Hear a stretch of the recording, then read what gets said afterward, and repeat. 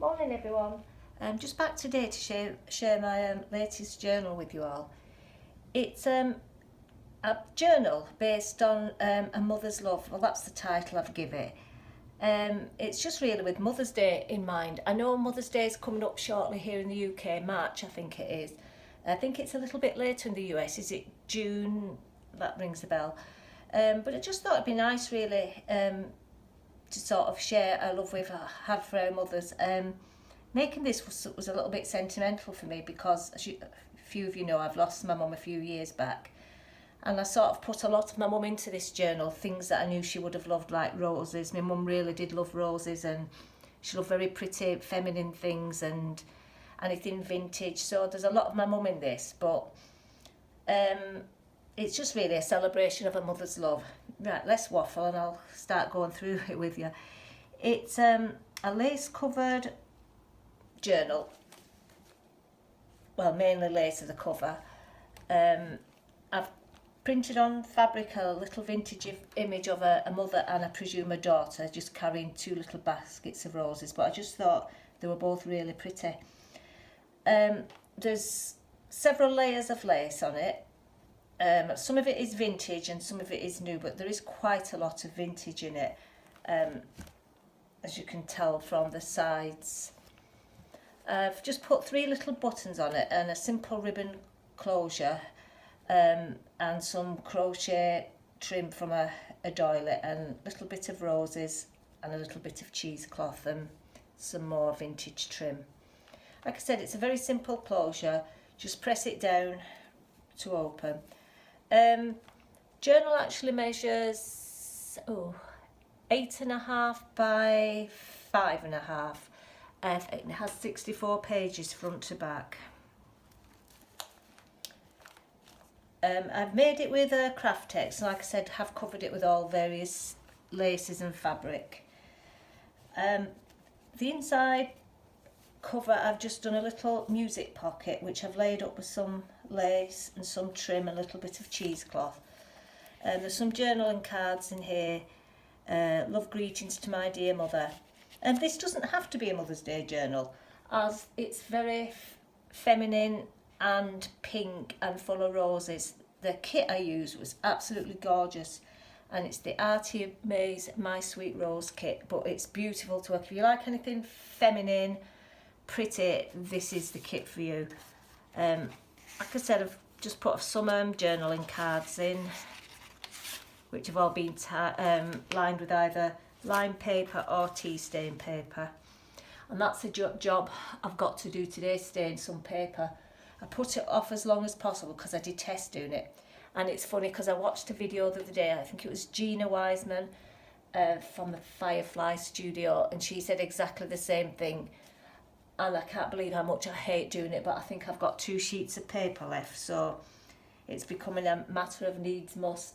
But the weather here is beautiful today, so I thought I may as well take advantage of it. I think we're promised 20 degrees here in the UK today, and it is only February, which is mad, but make hay while the sun shines, so they say. Next page has just got a vintage music sheet, and I've just got a little flip. These were inspired by Laurie Fusco, who a few of you know will have watched all her videos, but I love these little tops that she uses, and it's just great for using up scraps. Just gives you a little bit of extra writing space. Another little image off Pinterest of a Victorian lady or Edwardian lady and her little baby.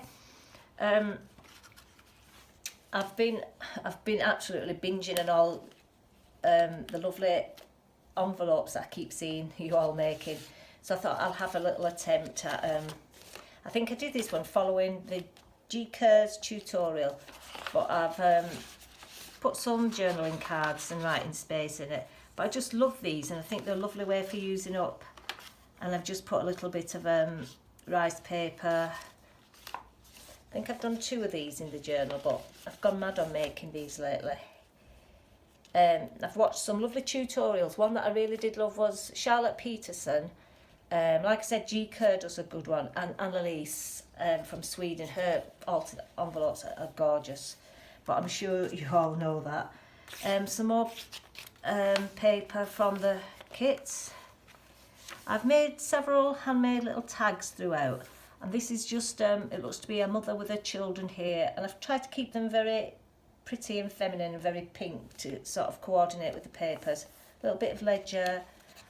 Oh, this has 2 signatures, some journaling cards, a little bit of writing paper, some more journaling cards. I've just done some little trim here of it's gone already, but you know what it is. What is that stuff? It'll come to me. Done a little trim at the sides here with some vintage laces. Another little journaling card of a mother and a daughter. A little bag. A little journaling card tucked in here. Put a little bag in with some writing paper in, which I've just stained. I'm just trying to use up my scraps and be quite mindful of waste and everything. So what I love about this, since I started journaling, the stuff that I'm now saving and not throwing away, and it's really is a good way, isn't it, of like just not wasting and throwing stuff out. More journaling card, little doily, little snippet trim. The other side of the bag with a little journaling card in. Some tea stain paper, which is actually in the kit, and I love this. I didn't even have to actually tea stain it myself. More paper for, there's plenty of journaling space in this, because I thought if it is for a Mother's Day gift, it might be nice for a mum to write her memories in and things. But I know when my mum passed away, I found several little half-filled journals of memories my mum had wrote about her Mother's Day, and she'd kept most of her Mother's Day card, which I've from us when we were kids, and I've sort of got them wrapped up, and I do treasure them. So I think it's nice, really, just to leave something for the future. Because I know my niece said to me the other day, can I have all your journals when you die? Because she said, I just think I'd like to read back on your life. And I thought, yeah. But when I think of it after, it's like, yeah, future generations might be looking and reading back on things, and just nice sometimes to share memories with family. Another handmade tag, which I've layered up with cheesecloth, it's come to me. A little doily, a little bit of lace trim, some more vintage lace, a little vintage doily, and I've just put a little journaling card and some more space for writing. Some ledger paper, little lace snippet, another journaling card with memories on. Like I said, it's just lovely for writing little memories or tucking photos behind. Another little snippet with an envelope, and yeah, there's a little journaling card in, but I won't pull it out because I'm rubbish at putting things back again. Like I said, the weather here today is beautiful. I'm just looking at my garden and it needs a good sorting out, but hopefully I can start addressing that now and working part-time. Yep, and I'm still enjoying my part-time hours. Can't believe I don't go back to work till tomorrow, so I can see the weekend ahead already. Little Tim Holtz little card. Another little handmade tag with just layered up again with fabric, some pieces of lace, cheesecloth, bit of rose trim. This is the centre of the journal, which I've just used 2, I thought, quite coordinating papers to meet up. This is the start of the second signature. I've just, using my scraps up again, made some more little writing space with a little snippet on the top. Just some vintage lace trim down the side. Little belly band with some journaling cards, which you can tuck all your photos, letters or anything in there. It's just beautiful. This kit is lovely. It's very, very vintage and feminine, and like I said, with all the roses, it just really made me think of my mum, and the butterflies. My mum loved butterflies too. A little belly band with some journaling cards in, and this is my second envelope I've made. I'm going to have another attempt at some of these today, but I've really enjoyed making these. Very, very quick. Just a little bit of stamping, collage, some rice paper on, little bit of fabric and some ephemera inside. Like I said, I've put 2 of these in here. Just think they're a little something different to play with when you're making your journal. Done a little bit of post stamps on them.